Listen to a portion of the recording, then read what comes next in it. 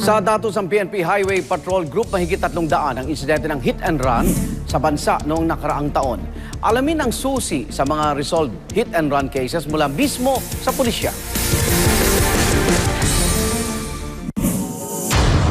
Sa Davao City, isang motorsiklo nabangga ng kasunditong delivery truck. Tumila po ng rider sa nakaintong kotse sa intersection. Hindi hinintuan ng driver ng delivery truck ang biktima.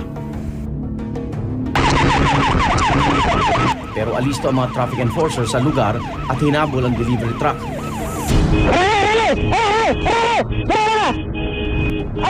Nahuli kaya ang driver? Alamin mamaya. Sa Solano, Nueva Vizcaya, isang tricycle inararo ng cargo truck. Nahulog ang ilang sakay ng tricycle.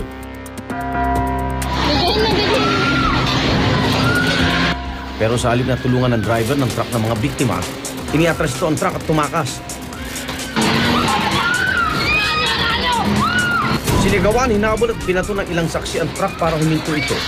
Pero bigla sila tuluyang nakatakas ang truck driver. Kasi marami na nga siyang, may nasagi na siya, tinatakasan niya. Yung pakayang nasa harapan niya, diba? Kaya kung mga tao usually dapat wala sila sa harapan. Okay, kung makakatawag silang pansin para may iharang ng iba, okay yon. Pero yung sila mismo, hindi namin ina-advise yun na iharang nila yung sarili.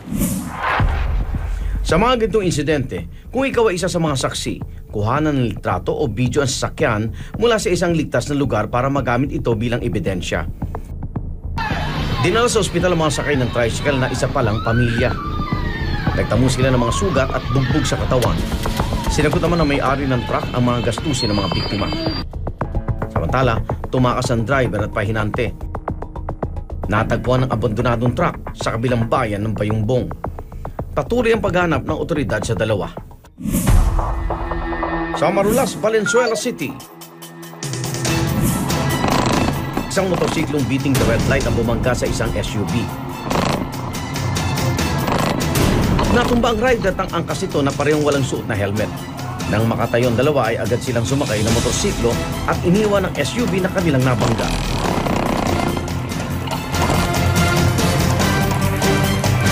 Dalawang motorcycle rider ang nagmagandang loob at hinabol ang dalawa. Pero mabilis silang nakapagtago matapos sumuot ang motorsiklo sa mga iskinita.